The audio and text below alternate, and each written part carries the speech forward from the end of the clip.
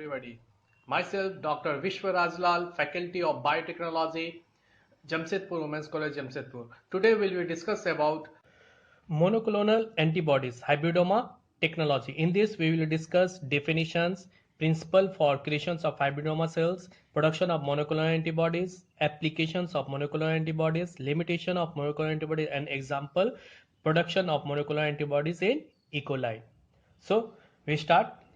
Antibodies or immunoglobulins are protein molecules produced by a specialized group of cells called B lymphocyte plasma cells in mammals. Antibodies are a part of the defense systems to protect the body against the invading foreign substance, namely antigen. Each antigen has specific antigen determinants, epitopes, located on it. The antibodies have complementary determining regions, which are mainly responsible for the antibody specificity. In response to an antigen, B lymphocyte gear up and produce many different antibodies. This type of antibodies which can react with the same antigens are designated as polyclonal antibodies. The polyclonal antibody production is variable and is dependent on factors such as epitopes, response to immunity, etc. Monoclonal antibodies is a single type of antibody that is directed against a specific antigenic determinant epitopes. Gorge, Kohler, and Kasser-Milstein achieved large-scale production of antibodies. They could successfully hybridize antibody-producing B lymphocytes with myeloma cells in vitro and create a hybridoma. The production of monoclonal antibody by the hybrid cells is referred to as hybridoma technology. So, definitions: an antibody of a single type that is produced by a populations of genetically identical plasma cells. A clone. A monoclonal antibodies is tropically produced from a cell culture derived from the fusion product of a cancer cells and an antibody producing cells, means a hybridoma. Next we come to a principle for creations of hybridoma cells. The myeloma cells used in hybridoma technology must not be capable of synthesizing their own antibodies. The mammal cells can synthesize nucleotides by two pathways. First, de novo synthesis, and second, salvage pathway. The de novo synthesis of nucleotides requires tetrahydrofolate, which is formed from dihydrofolate. The formation of tetrahydrofolate can be blocked by the inhibitor's aminopeptides. In the salvage pathway involves the direct conversions of purines and pyrimidines into the corresponding nucleotides. Hypoxanthine, guanine, phosphoribosyl transferase (HGPRT) is a key enzyme in the salvage pathway of purines. It converts hypoxanthine and guanine respectively to inosine monophosphate and guanosine monophosphate. The thymidine kinase involved in the salvage pathway of pyrimidine converts thymidine to thymidine monophosphates. Next come to a production of monoclonal antibodies. The establishment of hybridoma and production of monoclonal antibody involves the following steps: immunizations, cell fusion, selection of hybridomas, screening the products, cloning and propagations, and lastly characterizations and storage. In immunizations, the very first steps in hybridoma technology is to immunize an animal with appropriate antigen. The antigen along with an adjuvant like fluids, complete or incomplete adjuvant, is injected simultaneously. The injection at multiple sites are repeated several times. This enables increased stimulations of B lymphocytes which are responding to the antigen. 3 days prior to killing of the animal, a final dose of antigen is intravenously administered. The immunostimulated cells for synthesis of antibody have grown maximally by this approach. The concentration of the desired antibodies is assayed in the serum of the animal at frequent intervals during the course of immunizations. When the serum concentrations of the antibody is optimal, the animal is sacrificed. The spleen is aseptically removed and disrupted by mechanical or enzymatic methods to release the cell. The lymphocytes of the spleen are separated from the rest of the cells by gradient centrifugation. Second, cell fusions. The thoroughly vast lymphocytes are mixed with HGPRT defective myeloma cells. The mixture of the cell is exposed to polyethylene glycol for a short period since it is toxic. PEG is removed by washing and the cells are kept in a fresh medium. These cells are composed of a mixture of hybridomas, few cells, free myeloma cells and free lymphocytes. Next, selections of hybridomas.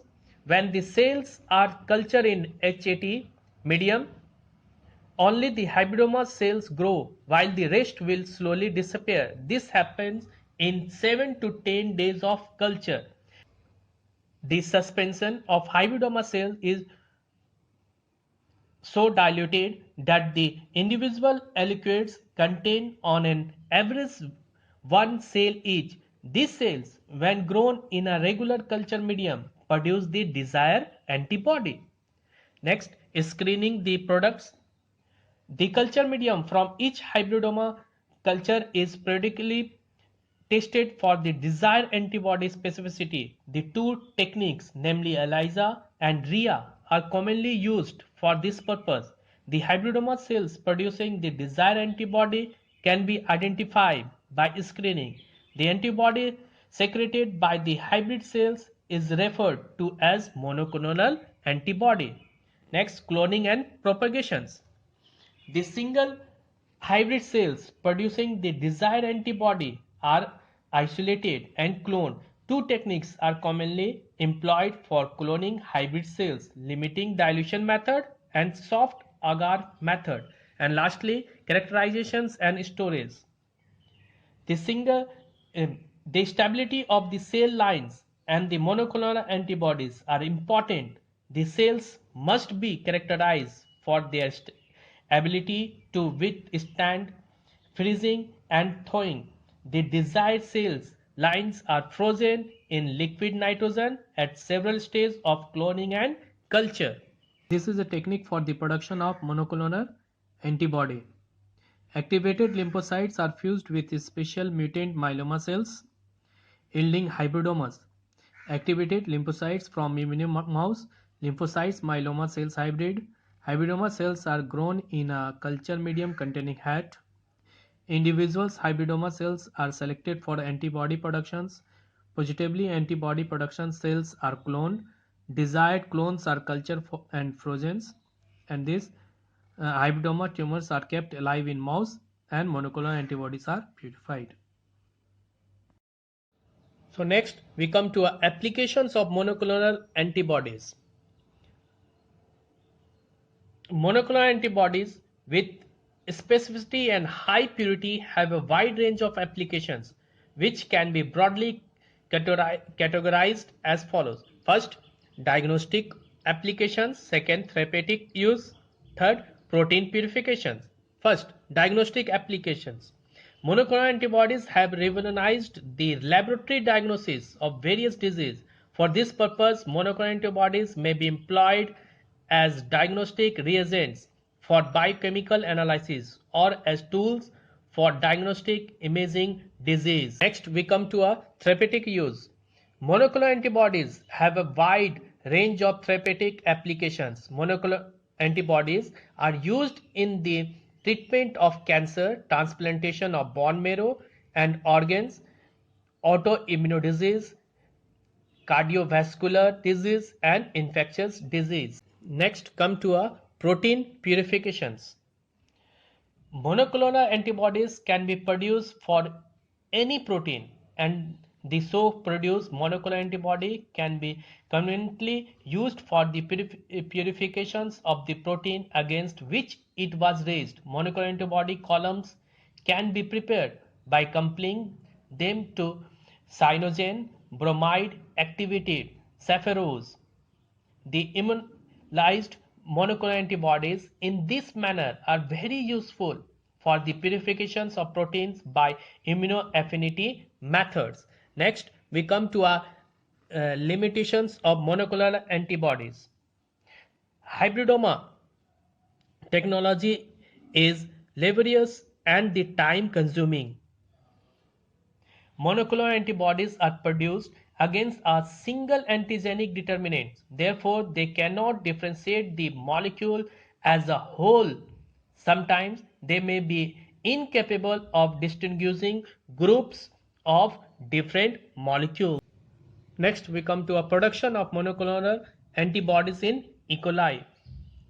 The mRNA from isolated B lymphocytes of either human or mouse is converted to a cDNA. The H and L chain sequence of this cDNA are amplified by PCR. The so produced cDNAs are then cut by restriction in the nucleus. H and L chain sequence are separated, cloned in bacteriophage factors. These sequences are put together and cloned in another bacteriophage vectors. The combined H and L chains are screened for antigen binding activity. The specific H and L genes are forming a part of plasmid are transferred in E. coli. This E. coli turns can be harvested to produce FV fragments to bind to specific antigens. FV fragments means Fab fragments. So this is the overall for monoclonal antibodies, definitions, principles, productions, applications, limitations, and one example of monoclonal antibodies in E. coli. Thank you.